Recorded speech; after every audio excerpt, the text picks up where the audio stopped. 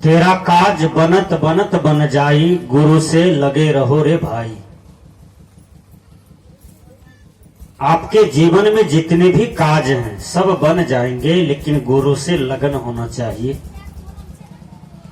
गुरु से मेल होना चाहिए, गुरु से प्रेम होना चाहिए, गुरु से प्रेम करना चाहिए, गुरु की सेवा करना चाहिए, गुरु को अपने जीवन में माथे पर रखना चाहिए। मैंने बताया कि माथे पर रखने का भी पड़ा है कि गुरु का जो ज्ञान है उसको अपने मस्तिष्क में धारण करें, जो हमेशा आपको काम आएगा। विद्यार्थी जब परीक्षा भवन में बैठता है, वहां उसके पास कोई नहीं रहता है, न गुरुजी का शरीर रहता है, न तो उसका किताब रहता है, न तो परिवार के लोग रहता है। विद्यार्थी के पास केवल कलम रहता है, और जब क्वेश्चन पूछा जाता है तो विद्यार्थी अपना माथा से ही निकाल करके उत्तर भरता है। इसलिए गुरुवर कबीर कहते हैं, गुरु को माथे राखिए चलिए अज्ञामान। गुरु का ज्ञान जो है उसको माथे में रखना चाहिए, मस्तिष्क में रखना चाहिए। चलिए अज्ञामान, जो ज्ञान है उस ज्ञान के अनुकूल चलना चाहिए, इसी को आज्ञा कहा जाता है। भगवान राम संसार में भगवान हो गए। भगवान राम जब गुरुकुल में पढ़ते थे तो सुबह जगते थे। सुबह जब जगते हैं तो चले जाते थे गुरुजी को जगाने के लिए। और युक्ति देखिए गुरुजी को कैसे जगाते थे। गुरुजी को चरण दबाने लगते थे। जब गुरुजी का चरण भगवान राम दबाने लगते थे तो गुरुजी समझ जाते थे कि लगता है सुबह की बेला हो गया है, अमृत बेला हो गया है, इसलिए राम हमारे चरण को दबा रहे हैं। गुरुजी जैसे बिछौना को छोड़ करके बैठते थे, तुरंत भगवान राम कमंडल में पानी, एक हाथ में दतमन ला करके गुरुजी के सामने खड़े हैं, और गुरुजी दतमन और कमंडल का पानी स्वीकार करते थे। गुरुजी को स्नान कराते थे। भगवान राम अपने से स्नान कराते थे गुरुदेव स्वामी को, और अपने से उनका वस्त्र को खींचते थे, साफ करते थे। फिर गुरुजी के लिए भोजन बनाते थे, गुरुजी को भोजन कराते थे, और सारे कार्यक्रम जो आश्रम के अंदर में था, सब कार्यक्रम में, सब सेवा में, हिस्सा में भाग लेते थे भगवान राम। यानी भगवान राम भी गुरु का पूर्ण रूपेण सेवा किया। लोग जब भाई भाई में अलग हो जाता है तो भाई भाई का सेवा नहीं करता। क्या नहीं करना चाहिए? जो बड़े भाई हैं, बड़े भाई पिता के समान होता है। जीवन में कभी बड़े भाई को दुख नहीं देना चाहिए, कटु बात नहीं कहना चाहिए।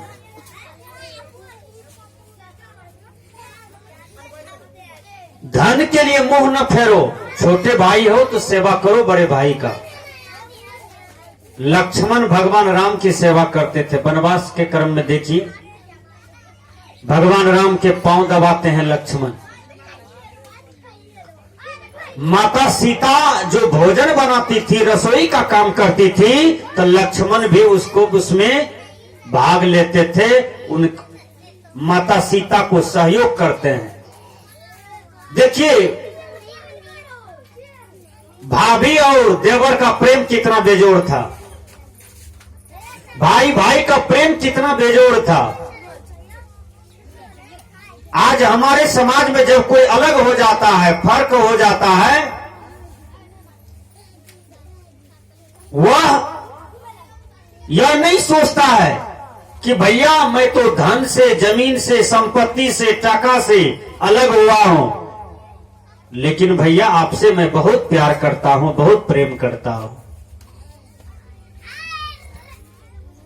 भाई में बहुत प्रेम था।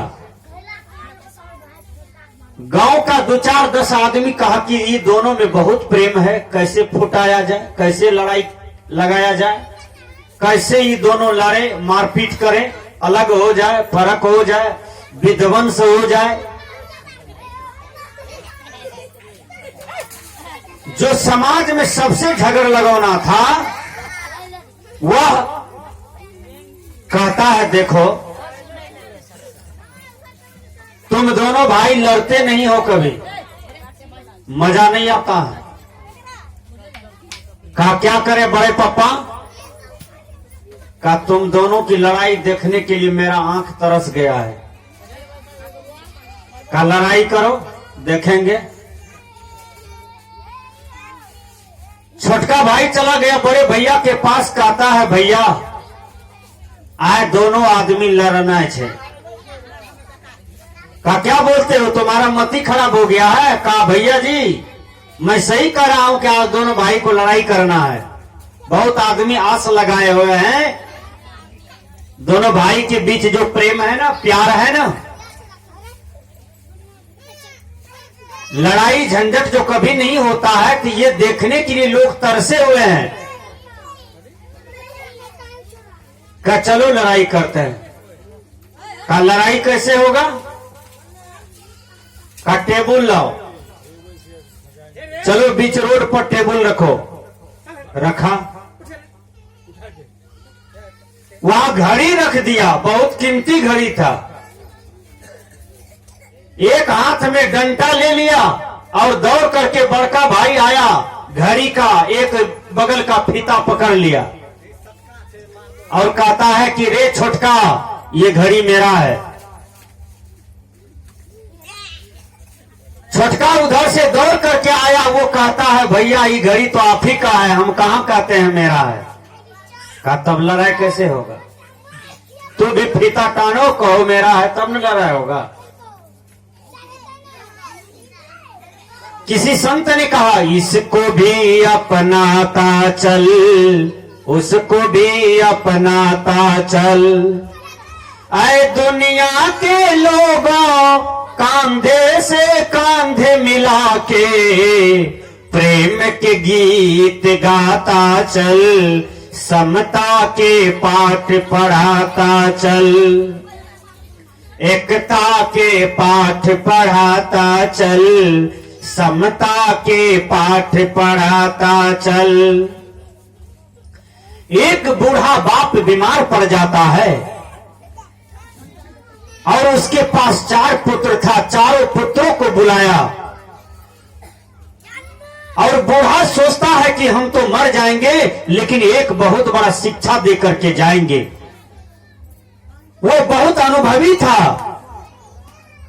चारों बेटा को बुलाया और चारों बेटा को कहा, बेटा ये संठी का गट्ठर है। 50 संठी को एक जगह बूढ़ा कर दिया था। संठी को एक हाथ, संठी को तोड़ तोड़ करके एक एक हाथ का बना करके 50 संठी को एक जगह कर दिया था। उसमें रबड़ लगा दिया था। सभी संठी एक जगह था, वो गट्ठर जैसा हो गया। बूढ़ा बड़े बेटा को दिया संठी का, बेटा ये संठी को तोड़ो। संठी नहीं टूट पाता है। फिर मझला बेटा को दिया कि बेटा संठी तोड़ो, संठी नहीं टूटा। फिर संजला बेटा को दिया, इस संठी को तोड़ो, नहीं टूटा। फिर छोटा बेटा को दिया कि इस संठी को तोड़ो, नहीं टूटा। और सब बेटा से पूछा क्यों नहीं टूटा? इतना मजबूत तो संठी नहीं होता है, संठी तो बहुत कमजोर होता है। तो बड़ा बेटा कहता है कि बाबूजी सभी संठी एक जगह है ना, बहुत मजबूत बुझाता है, इसलिए नहीं टूट रहा है। तो कहते हैं बूढ़ा बाबा कि बेटा जैसे सब संठी एक दूसरे को पकड़े हुए हैं, सब संठी मेल से है, सब संठी एक जगह प्रेम से है, तो कितना मजबूत है। उसी प्रकार बेटा तुम चारों भाई में बनाव रखना, प्रेम रखना, प्यार रखना, मेल से रहना, प्रेम से रहना,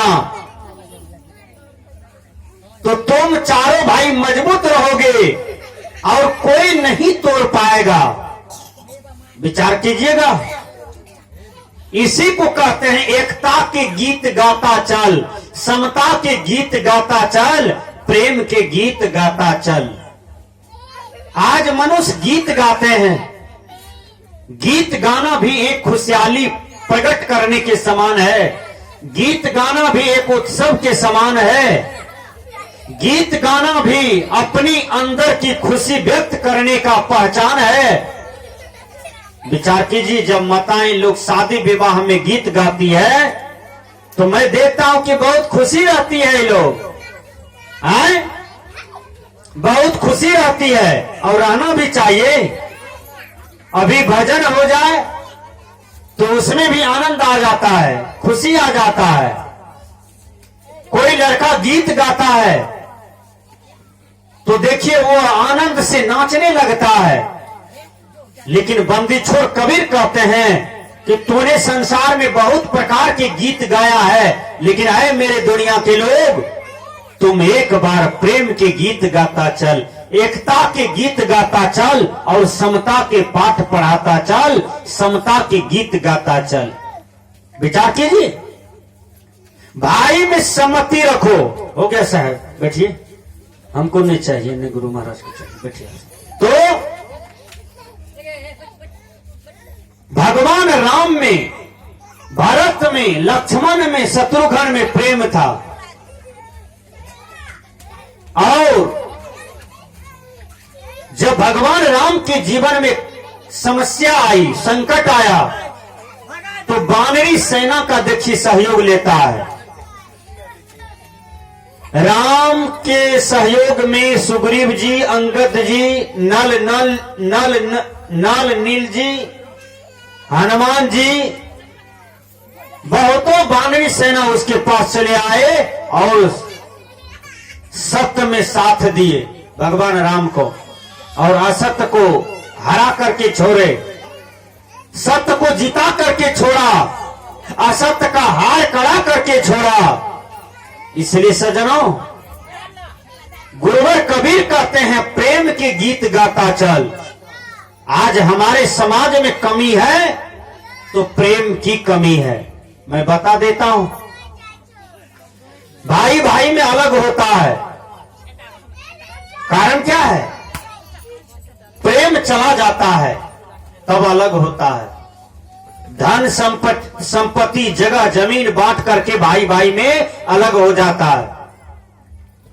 मैं तो देख रहा हूं कि ये संसार का नियम हो गया है, भाई भाई में सब भिन्न हो जाता है।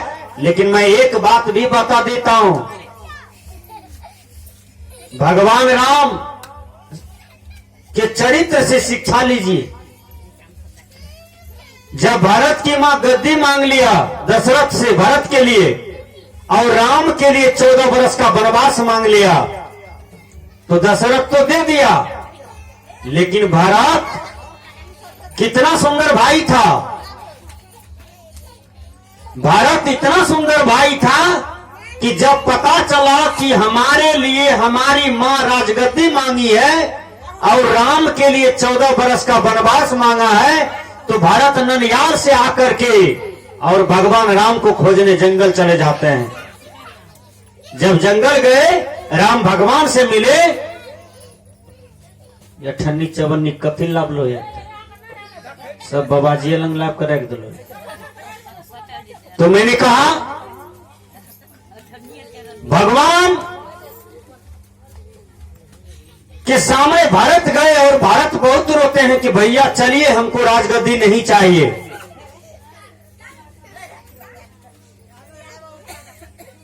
लेकिन भगवान राम क्या कहते हैं, मैं तो बाबूजी की आज्ञा का पालन करने आया हूं भरत। तुम राजगद्दी को 14 वर्ष किसी तरह से संभालो, उसके बाद हम अयोध्या लौटेंगे, तब तुमको जो करने का होगा करना।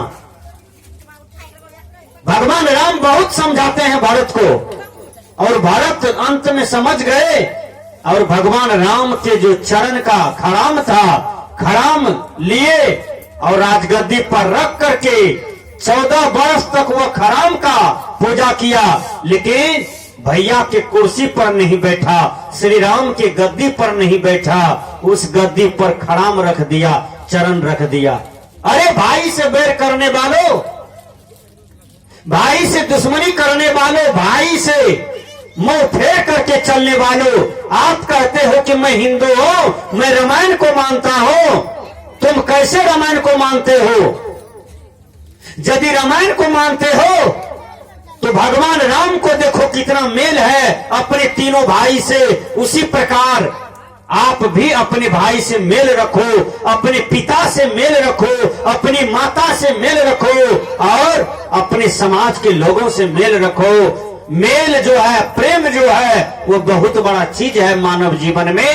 गुरुवर कबीर कहते हैं, प्रेम पाट का चोलना, पहिरू कबीरू नाच, पानिप दिन हो तासु को, जो तन मन बोले साच। देखिए, प्रेम पाट का चलना पहिर करके गुरुवर कबीर कहते हैं नाच करो। कितना सुंदर सदगुरु कबीर समझाते हैं। आज हम लोग लड़ाई झगड़ा कर कर करके बर्बाद हो जाते हैं। कोर्ट कचहरी का मुंह देखते हैं, वकील का मुंह देखते हैं, जज मुंशी का मुंह देखते हैं, जो केवल पैसा ठगने वाला होता है। विचार कीजिए,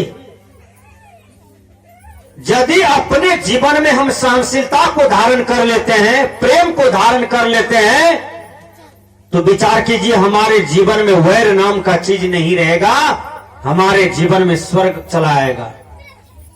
स्वर्ग से सुंदर सपना से प्यारा है अपना घर द्वार। वो घर द्वार स्वर्ग से सुंदर है जिस घर द्वार में लोग आधी रोटी खा करके भर पेट पानी पी करके सो जाते हैं और प्रेम का बारिश होता है, प्यार का बारिश होता है। जिस घर में 56 प्रकार की सब्जी बनता हो, रसगुल्ला पोहा खाता हो, यदि उस घर में प्रेम नहीं है तो बंदी छोड़ कबीर कहते हैं कि नरक वही है। रसगुल्ला खाने से स्वर्ग नहीं उतर जाता है। यदि वह घर में प्रेम नहीं है तो समझो कि वह घर नरक में है। इसलिए हमने कहा कि सदगुरु कबीर साहब जी कहते हैं, प्रेम के गीत गाता चल, समता के गीत गाता चल और एकता के गीत गाता चल। आज हमारे समाज में एकता की भी कमी है। वो कैसा एकता है मैं देखता हूं। आज मनुष्य जातिवाद में जीना शुरू कर दिया है। यदि कहीं 50 घर मेहता है और 10 घर मंडल है तो वो कहते हैं कि मैं 50 घर हूं, तुम 10 घर हो, तुमको नहीं चलने देंगे। यदि कहीं 10 घर ब्राह्मण है और एक घर कहीं पर राम है तो वो कहता है कि मैं 10 घर हूं, तुम एक घर हो, तुमको नहीं चलने देंगे, हम जो करेंगे वही होगा। विचार कीजिए, क्या ये ऐसा करने से, बोलने से हमारे हिंदू समाज में एकता आ जाएगा? यदि आप गर्व से कहते हैं कि मैं हिंदू हूं तो हर हिंदू को एक होना पड़ेगा और एक भाषा हो, एक विचार हो, एक बुद्धि हो, एक पूजा हो, एक व्रत हो, एक एकादशी हो, तब आपका सारा चीज मजबूत होगा, अन्यथा नहीं होगा। यदि एकता का परिचय देखना चाहते हैं तो मैं बता देना चाहता हूं आपको, भगवान कृष्ण गुरुकुल जाते थे पढ़ने के लिए और भगवान कृष्ण को बहुत सा दोस्त था। कोई ऋषिदेव कुल का, कोई राम कुल का, कोई डोम कुल का था, कोई जादव कुल का था, कोई झा कुल का था, कोई मेहता कुल का, कोई मंडल कुल का। ऐसे तो कोई मनुष्य कोई कुल का नहीं होता है, मनुष्य तो मनुष्य होता है। लेकिन याद रखिए, भगवान कृष्ण जब स्कूल में घंटी लगती थी टिफिन का, तो भगवान कृष्ण को जो मां थी यशोदा, वो भगवान कृष्ण को मक्खन देते थे, बेटा टिफिन होगा तो मक्खन खा लेना। तो 1-1.5-2 किलो मक्खन ले लेते थे भगवान कृष्ण टिफिन के लिए। और जितना गरीब घर का मित्र था भगवान कृष्ण को, तो वो कहते थे मेरे मित्रों आ जाओ मेरे पास। देखिए, जिसको चावल का भूंजा था, जिसको चूड़ा का भूंजा था, जिसको मकई का भूंजा था, उस सभी मित्र को कहते थे भगवान कृष्ण कि मेरे मक्खन में रखो, और सबको मक्खन में रख करके मथ देते थे भगवान कृष्ण, और कहते थे सब मित्र बैठ करके खा लो। खा लेता था मक्खन के सहारा, एक जगह बैठ करके। तो भगवान कृष्ण प्रेम का पाठ पढ़ाया, सदगुरु कबीर प्रेम का पाठ पढ़ाया, भगवान राम भगवान कृष्ण प्रेम का पाठ पढ़ाया, भगवान बुद्ध प्रेम का पाठ पढ़ाया। आज हम लोग प्रेम से बहुत दूर होना चाहते हैं। आज हम देखते हैं कहीं कहीं गोतनी को गोतनी देख करके मुंह चमकाती है। विचार कीजिए, मैं निवेदन करता हूं, देखिए हमारे चंद्रकिशोर बाबू की धर्मपत्नी आई है और दोनों गोतनी साथ आई है सत्संग में। कितना प्रेम है। आप झोटो पकड़ते हैं, गोतनी को उठा के बाजार के मारते हैं, क्या ये प्रेम है? नहीं भैया। कितनों, सबसे पहले तो अपने बोली को कोई आदमी खराब मत करो, अपने वाणी को कोई आदमी खराब मत करो। मैं देखता हूं जब गोतनी से लड़ाई होती है तो 7 पीढ़ी के बात उकान उकान करके उसके सामने में रखती है। इससे क्या हो जाओगे? तुम बड़े कहलाओगे। 7 पीढ़ी के बात उसको निकाल निकाल के सामने में रखते हो। तोहर भाई या ना, तोरा बाप या ना, तोरा नाना या ना, तोरा दादा या ना, तोरा मैं या ना, ये सब बोलने से क्या होगा? आप बड़का हो जाओगे, वो छोटका हो जाएगा। नहीं भैया, तनिक विचार करो अपने जीवन में। सबसे बड़ा प्रेम होता है। इसलिए जितने भी दुनिया में संत महापुरुष हुए, भगवान हुए, सबने प्रेम का उपदेश दिया। इसलिए अपने जीवन में प्रेम को पैदा कीजिए हर आदमी। देखिए, समाज में जितने भी बच्चे हैं वो देश का धरोहर है, वो विश्व का धरोहर है, समाज का धरोहर है। कल इसी समाज